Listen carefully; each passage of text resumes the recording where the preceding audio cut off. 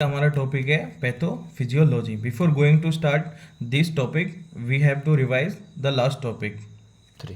तो हम एक बार फिर से हमारे पुराने टॉपिक पे आ गए हैं। एक बार इसको रिवाइज कर लेते हैं, फिर हम अपना नया टॉपिक स्टार्ट करेंगे। तो हमने क्या है, लास्ट टॉपिक में क्या देखा था कि माइस्थेनिया ग्रेविस की डेफिनेशन पढ़ी थी, इसके कॉज पढ़े थे, इटियोलॉजी पढ़े थे, और इसके अंदर हमने क्या जाना था कि जो न्यूरॉन प्लस मसल्स के बीच में जो कनेक्शन बन रहा था, जो किसकी वजह से क्या हो रहा था, डिस्ट्रॉय हो रहा था, क्योंकि वहाँ पे आगे क्या हो रही थी, एंटीबॉडी अटैच हो रही थी। तो हम बात करते हैं हमारे पैथोफिजियोलॉजी की। जैसा कि आप यहाँ देख रहे हो, यहाँ क्या लिखा है, due to auto immune response. भाई सिंपल सी बात है, अपने फर्स्ट वीडियो में डिस्कस कर लिया था, किसकी वजह से हो रहा था, हमारी इम्यूनिटी की वजह से। तो हम बात करते हैं ऑटो इम्यून रिस्पॉन्स ने क्या किया, एंटीबॉडी क्या हुई, अटैच हो गई। अटैच हुई तो किससे हुई, एसिटाइल कोलिन रिसेप्टर। अब बात कर लेते हैं हम एक बार फिर से कि एसिटाइल कोलिन रिसेप्टर कहाँ पे था। ये नर्व थी और ये मसल था, जिनके बीच में क्या हो रहा था, कनेक्शन बन रहा था। किसकी वजह से बन रहा था, न्यूरॉन की वजह से। तो अब यहाँ पे क्या आ गया है, यहाँ पे क्या अटैच हो गया, हमारा एसिटाइल कोलिन, जो क्या कर रहा था, इन दोनों के बीच का जो कनेक्शन बन रहा था, उस कनेक्शन को क्या कर रही थी, डिस्ट्रॉय कर रही थी। और कौन कर रही थी, एंटी बॉडी। अब हम अपनी अगली लाइन पढ़ते हैं। जब यहाँ पे एसिटाइल कोलिन का अटैचमेंट नहीं हो रहा, किसकी वजह से, एंटीबॉडी की वजह से, तो क्या हुआ, इंपेयर्ड हुआ transmission of impulse across the myoneural junction. क्या हुआ, इंपेयर्ड हो गया। इंपेयर्ड बोले तो पेयर नहीं हुआ। क्या हो गया, जो कनेक्शन था वो क्या हो गया, पेयर नहीं करा, किसके साथ, मसल्स के साथ। ये जो मायो और न्यूरल जंक्शन है, ये क्या हो गया, किसकी बात हो रही है यहाँ पे, न्यूरॉन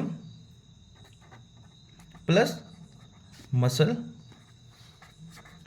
न्यूरल प्लस मसल के बीच की बात हो रही है। फिर जब इनका जो इम्पेयर्ड हो गया, ट्रांसमिशन ऑफ इम्पल्स हो गया, देन क्या हुआ, देन हुआ एब्सेंस ऑफ रिसेप्टर, यानी कि एब्सेंस ऑफ रिसेप्टर हो गए। रिसेप्टर बोले तो कौन से रिसेप्टर की बात हो रही है यहाँ पे,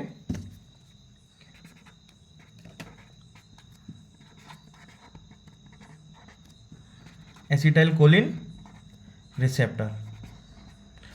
रिसेप्टर की क्या होगी, डेफिशिएंसी होगी, या हम बोल सकते हैं less number of the receptors available हो गए फॉर द स्टिमुलेशन। यानी कि जो स्टिमुलेशन देना था ब्रेन को, मसल्स के लिए, वो क्या हो गया, अब स्टिमुलेशन क्या हो गया, डिक्रीज हो गया। डिक्रीज क्या कर गया हमारा, स्टिमुलेशन। देन क्या हुआ, weakness of the voluntary muscles, यानी कि जो हमारी वॉलंटरी मसल्स थी, जो मसल्स क्या थी, वॉलंटरी थी, यानी कि जिनका कंट्रोल क्या था, हमारे हाथ में ही था, वो क्या हो गया, वो वीक हो गई।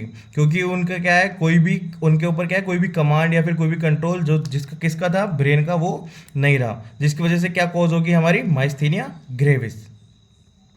तो यही थी हमारी पूरी पैथोफिजियोलॉजी, जिसके अंदर हमने क्या देखा। अब एक सिंपल लैंग्वेज में मैं आपको समझा देता हूँ। ऑटो इम्यून रिस्पॉन्स की वजह से क्या हुआ, एंटीबॉडीज आई। एंटीबॉडीज क्या करी, रिसेप्टर साइट पर जाके अटैच कर गई, जो कि नहीं होना चाहिए था। अब जब वो अटैच हो गई तो उसकी वजह से क्या हुआ, एक वॉल बन गई, एक क्या बोल सकते हैं, एक सेप्टम की तरह एक वॉल बन गई, जिसने क्या किया, इम्पेयर्ड किया। इम्पेयर्ड किया किसको किया, transmission of the impulse. Impulse transmit नहीं हुआ तो एब्सेंस होगी। ये किसकी वजह से हुआ, एब्सेंस ऑफ द रिसेप्टर की वजह से। अब less number of the receptor present है, तो सिंपल सी बात है, डिक्रीज करेगा क्या, स्टिमुलेशन। स्टिमुलेशन डिक्रीज हो गया, जिसकी वजह से जो मसल के पास जो कंट्रोल था, जो पावर थी, वो क्या हो गई, वीक हो गई। इसकी वजह से मसल से भी क्या हो गई, वीक हो गई। इसको हम क्या बोलेंगे, सिंपल लैंग्वेज हमारी में इसको बोलते हैं माइस्थेनिया ग्रेविस। नेक्स्ट हमारा टॉपिक है क्लिनिकल मैनिफेस्टेशन। हम इसको और क्या बोल सकते हैं, साइन प्लस सिम्टम्स। अब हम सबसे पहले बात कर लेते हैं कि हमारा सबसे पहले जो क्लिनिकल मैनिफेस्टेशन है वो क्या है, डिप्लोपिया। डिप्लोपिया बोले तो डबल विजन। और एक स्पेशल टर्म आई है, क्या आई है वो, पटोसिस। पटोसिस को अगर मैं आपको सिंपल लैंग्वेज में बताऊं तो इसका मतलब क्या होता है, ड्रॉपलिंग ऑफ आई लिड। यानी कि जो वो पर्सन है, जो पेशेंट है, उसकी क्या हो जाएंगी, आईलिड्स क्या हो जाएंगी, ड्रॉप हो जाएंगे, यानी गिर जाएंगी। आपको ऐसा लगेगा कि वो बिल्कुल डाउन। और उसके बाद हम बात कर लेते हैं नेक्स्ट हमारे साइन एंड सिम्टम की। वो क्या है, मस्कुलर वीकनेस। मेनली अगर हम बात करें किस मसल्स के अंदर आएगा, जो कौन सी थी, वॉलंटरी मसल। और इनके अंदर भी कौन कौन सी, आई, माउथ, ब्रीथिंग, और इन सबको भी अगर एक लाइन में डिफाइन करें तो कौन सी, फेशियल मसल। देन हम बात करते हैं डिसफोनिया, डिस प्लस फोनिया, यानी कि डिस का मतलब क्या होता है, डिसेबल, फोनिया बोले तो सुनना यानी लिसन, तो बंदा क्या हो जाएगा, अनेबल, अनेबल टू लिसन। अगला साइन एंड सिम्टम क्या है हमारा, अगला साइन एंड सिम्टम है डिसफेजिया। यहां पे भी सेम वही, डिस प्लस फेजिया, फेजिया का मतलब होता है स्वॉल्विंग, और इसके आगे क्या लग गया, डिस, तो डिस का मतलब क्या आता है, डिसेबल, यानी कि बंदा क्या करेगा, जो स्वॉल्विंग करने में वो क्या होगा, डिसेबल होगा। देन हम बात करते हैं unable to perform ADL, ADL बोले तो एक्टिविटी ऑफ डेली लाइफ, वो क्या करेगा, अपनी जो डेली लिविंग्स की जो उसकी एक्टिविटीज है उनको परफॉर्म नहीं कर पाएगा, प्रॉपर नहीं कर पाएगा और इम्प्रॉपर करेगा। देन हम अगले नेक्स्ट टॉपिक पे चलते हैं जो क्या है हमारा डायग्नोस्टिक इवैल्यूएशन, यानी कि हम इसके अंदर कौन कौन सी जांचें हैं या फिर कौन कौन से डायग्नोस्टिक इवैल्यूएशन है जो हम कर सकते हैं ताकि हमें क्या है, हमारी डिजीज का डायग्नोस हो सके। तो उसके लिए हम सबसे पहले क्या कौन से करेंगे, acetyl choline esterase inhibitor test करेंगे। इस टेस्ट के अंदर क्या होता है, जो एसिटाइल कोलिन एस्ट्रेज, एस्ट्रेज जिसके पीछे एज लग जाता है ना, उसका मतलब क्या होता है, एंजाइम। तो इसके अंदर हम क्या करेंगे, एसिटाइल कोलिन एंजाइम को इनहिबिट करके देखेंगे। अगर एंजाइम इनहिबिट करने पे अगर उसके फंक्शन रुक जाते हैं तो सिंपल सी बात है कि यहाँ पे क्या है, किसकी कमी आ रही है, हमारे एसिटाइल कोलिन एस्ट्रेज की कमी आ रही है, जिसकी वजह से पेशेंट के अंदर ये साइन एंड सिम्टम दिख रहे हैं। देन हम बात करते हैं इलेक्ट्रोमायोग्राफी, इलेक्ट्रो यानी कि इलेक्ट्रिक, मायो मीन्स मसल, हाँ, और ग्राफी मतलब सीन, ग्राफिक्स। हम क्या करेंगे, इलेक्ट्रिक इलेक्ट्रिक की मदद से हम क्या करेंगे, मसल्स का क्या करेंगे, ग्राफिक्स निकालेंगे, ठीक है, ताकि हमें उनकी मूवमेंट्स का पता लग सके। देन हम कर सकते हैं सीटी स्कैन, एमआरआई, और एक होता है टेंसिलोन टेस्ट। ये टेंसिलोन टेस्ट क्या होता है, स्पेशल किया जाता है किसके लिए, एमआई, एमआई बोले तो मायोकार्डियल इन्फ्रैक्शन। ये क्या होता है, एक स्पेशल टेस्ट किया जाता है अगर, ताकि हमें पता लगे बंदे को अगर ये एमआई हो रहा है तो किसकी वजह से हो रहा है, मास्थीनिया ग्रेविस की वजह से हो रहा है। देन हमारा नेक्स्ट टॉपिक है मैनेजमेंट। मैनेजमेंट के अंदर भी सबसे पहला हम किसको लिया है, मेडिकल को। मेडिकल के अंदर हम क्या करेंगे, उस पेशेंट को, उस पर्सन को हम क्या करेंगे, एंटी कोलिन एस्ट्रेज ड्रग्स देंगे। अब सिंपल सी बात है, मैंने आपको बताया था एस्ट्रेज एज लगाया मतलब क्या है, एंजाइम, यानी हम उसको क्या दे रहे हैं, एक तरह से एंजाइम दे रहे हैं। तो अगर हम ड्रग की बात करें वो कौन से देंगे, नियोस्टेगमिन। ये नियोस्टेगमिन क्या करेगी, ये आपका जो ये एसिटाइल कोलिन एंजाइम है इसको क्या करेगी, बढ़ा देगी। जब एंजाइम बढ़ जाएगा तो जो उसकी कमी थी, डेफिशिएंसी आ रही थी, वो क्या हो जाएगी, पूरी हो जाएगी। तो हमारे क्या फंक्शन एक बार नॉर्मलाइज हो जाएंगे। देन हम बात करते हैं हम अगला क्या कर सकते हैं। हमें पता था ये हमारी कौन सी डिजीज है, ये हमारी डिजीज है ऑटो इम्यून, यानी कि प्रॉब्लम कहाँ पे आ रही है, इम्यूनिटी के बढ़ने से। यानी कि बात कर लेते हैं हम यहाँ पे, यहाँ देख लेते हैं इम्यूनिटी क्या हो रही है, इंक्रीज हो रही है, जिसकी वजह से ये डिजीज कॉज हो रही है। तो हम इसको कह देंगे अजिथ्रोप्राइन। अजिथ्रोप्राइन देने से क्या होगा, जो इस बंदे का इम्यूनिटी है वो क्या आ जाएगी, सप्रेस हो जाएगी। इसलिए इस ड्रग का नाम भी क्या लिख दिया, इम्यूनो सप्रेसेंट ड्रग्स। एग्जाम्पल के लिए हमने किसको लिया, अजिथ्रोप्राइन।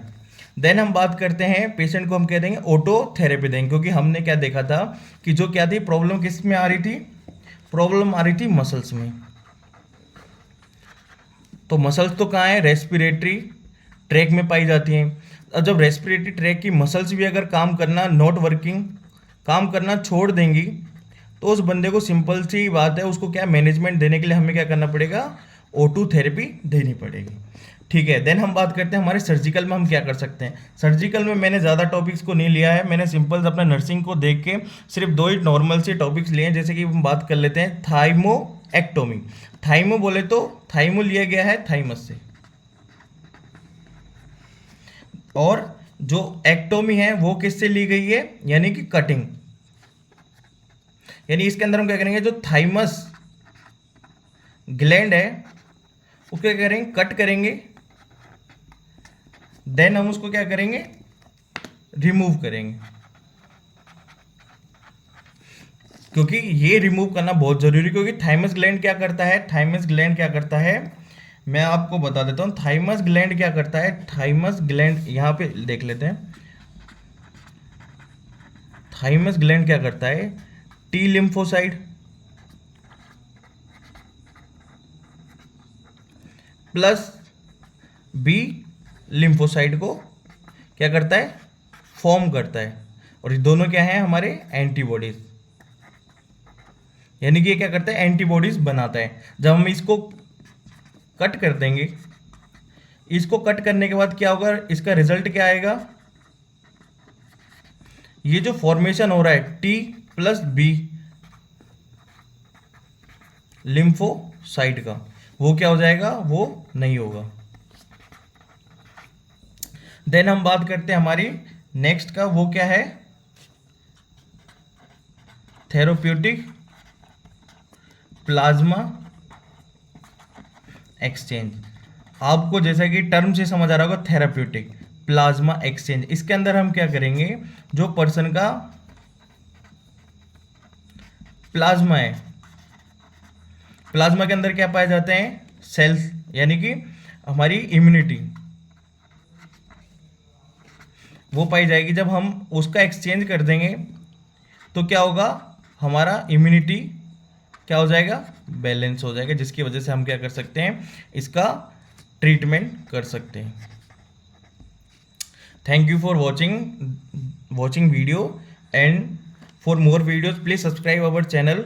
एंड इसके जो नोट्स हैं आपको कुल जितने भी हैं टोटल अब तक के फुल वीडियो आपको पीडीएफ में मिल जाएगी हमारे टेलीग्राम चैनल पे, जो कि इस वीडियो के लिंक में आपको मिल जाएगा।